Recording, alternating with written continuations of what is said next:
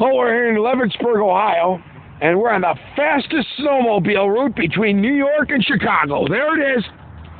A victory for the Central. Cleveland, 50 miles. That's for that line over there. Right up there. Boom.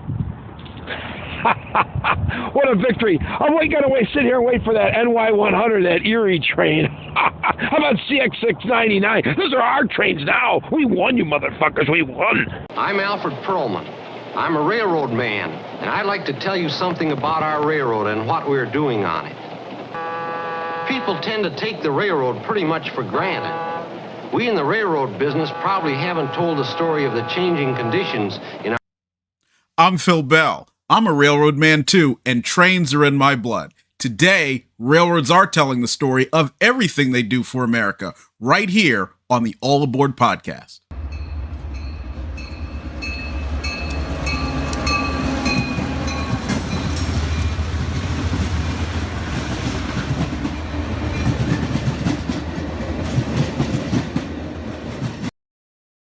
We are back on the All Aboard podcast. I'm your buddy Phil Bell, and we are here to talk about one of my favorite topics, the Erie Lackawanna Railroad. And you heard Rodney Kantorski tell the truth. They won. The New York Central won. The Pennsylvania won. The Erie Lackawanna is gone goodbye, and so is a big chunk of its 3,031 route miles. Now, I wanted to do this because the Erie Lackawanna holds a special place in my heart. If you've been listening to our podcast, you know that I was introduced to trains right across from the Erie Lackawanna's railroad. In fact, it was the New Jersey, New York, which is a portion of it running from East Rutherford, New Jersey, all the way up to Spring Valley, New York. And I was looking out the window of my grandmother's house and crying because my mother wouldn't take me over to see the trains. And when she did, I would stop.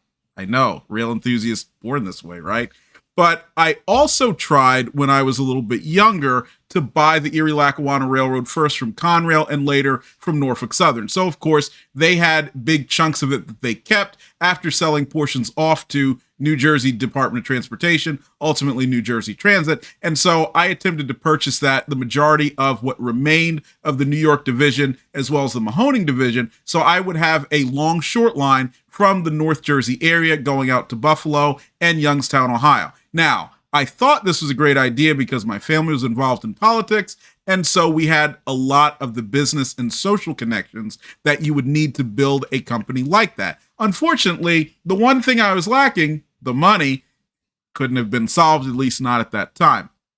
But it begs the question, if I thought it was a good idea try to bring the Erie Lackawanna back as a short line, was the Erie Lackawanna a good idea in the first place? So let's take a little bit of a look at its history. Now, it began operating on October 17th, 1960, and it was a merger of the Erie and the Delaware Lackawanna and Western. The Erie was one of the nation's oldest railroads, but it was also one of the most troubled. You see, it was nicknamed the Scarlet Woman of Wall Street for a reason, and that's because it was involved with many of the big-time men of Wall Street, such as your J.P. Morgans and your Jay Goulds and so on. And each time they got involved with the Erie, manipulating the stock, and doing whatever it took to earn some money simply by financing and refinancing the company, it ended up with more and more and more debt. In fact, later on, it became involved with the Van Swearingen Empire, becoming technically a subsidiary of the Chesapeake and Ohio as part of that. And even then, it went bankrupt yet again. So, needless to say, the Erie was never a financially strong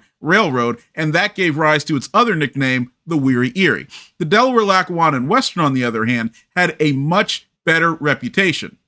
It grew out of the coalfields area of Scranton, Pennsylvania, and it became a very strong conduit, moving not only anthracite coal, but a lot of merchandise and agricultural traffic to the Great Lakes, as well as the New York City area. The DL&W was extensively rebuilt in the early 1900s by President William Truesdale, who built things such as the Lackawanna Cutoff that we see New Jersey Transit trying to restore today, as well as the big viaducts that are in northeastern Pennsylvania, the famous Tunkhannock Viaduct, the slightly smaller Kingsley Viaduct. These were structures that were part of the DL&W's effort to become a high-speed, heavy-duty railroad, which it successfully did.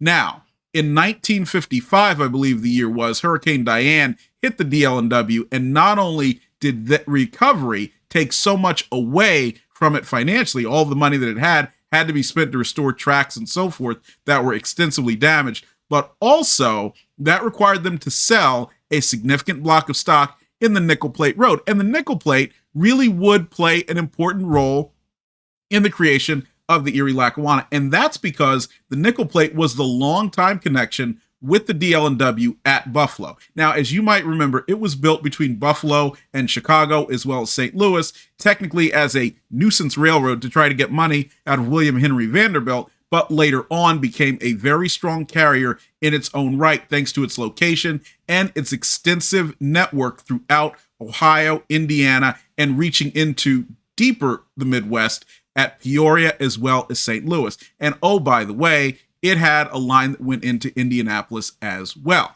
So this meant it hit a lot of the key locations that the Erie unfortunately did not. And of course, the one that it did was Chicago. The DL&W nickel plate alliance really created a fourth so-called trunk line between the New York City area and Chicago, which made both carriers strong for quite some time. But with Hurricane Diane, saw the dissolution of this alliance, and the nickel plate would go on to become a significant part of the Norfolk and Western system, ultimately helping that carrier become even stronger and ultimately to dominate the area as it technically does today, now as part of the Norfolk Southern.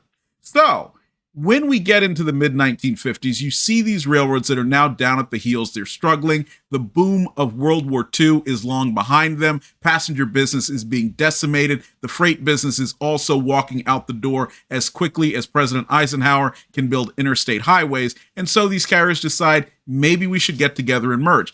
And in the process, they brought in a third carrier, the Delaware and Hudson. Now, we all know the Delaware and Hudson as being one of the oldest transportation enterprises operated in all of North America. And the D&H, which at that time extended from Wilkes-Barre and Scranton, Pennsylvania, all the way up to Montreal, through Albany and along Lake Champlain, was a significant carrier. It was also a financially strong carrier.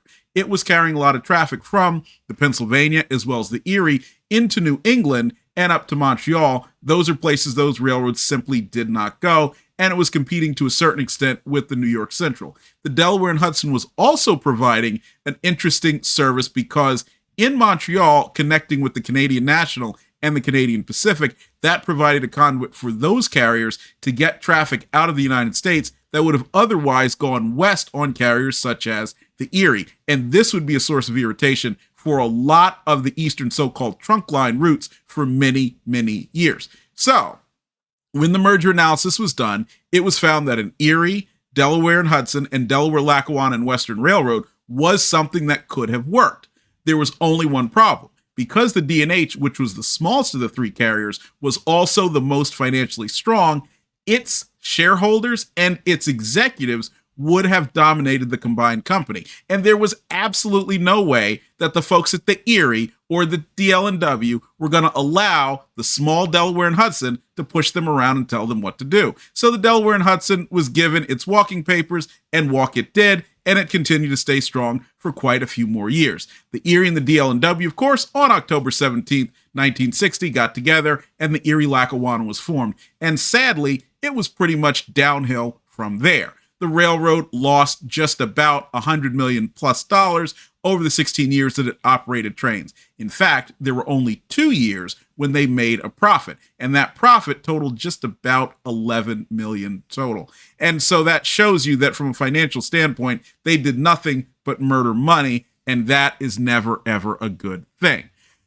But it gets even worse. You see, the Erie Lackawanna, for all of the quality service that it was providing, it really, really did not have much penetration in any of its markets. In fact, it was often, fashionable to say that the Erie Lackawanna missed all of the major markets on its way to Chicago or New York, depending on where you're talking about.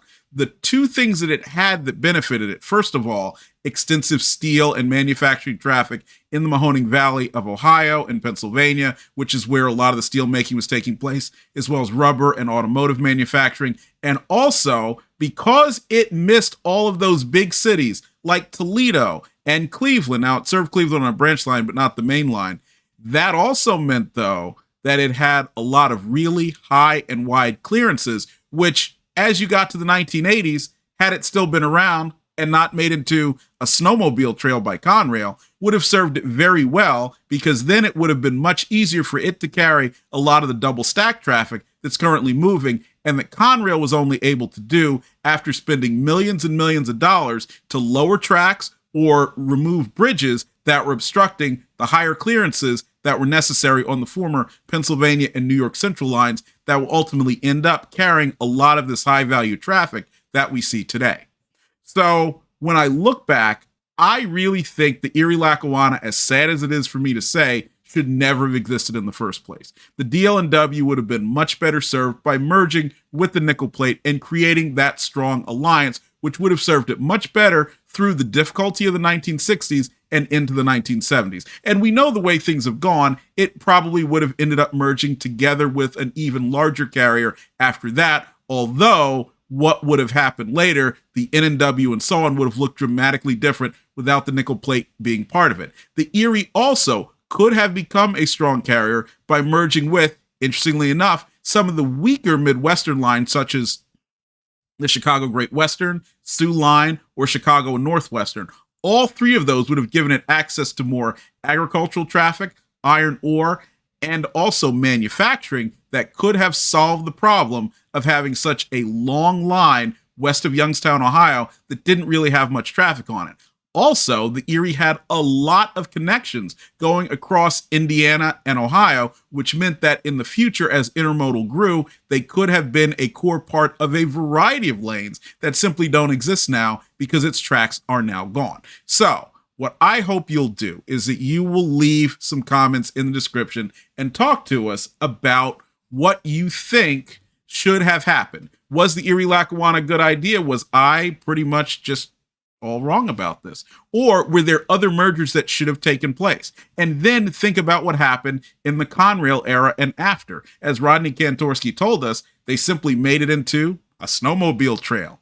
Should those tracks still be in place? Could they be providing good service, serving customers, and even possibly serving passengers? I want to hear your thoughts, and I also want to know what you think we should talk about on future episodes. Now, I want to also thank producer Nancy. Nancy, she's a great friend. She's doing an amazing job in making me look good, which is, it's hard to do. We all know that, right?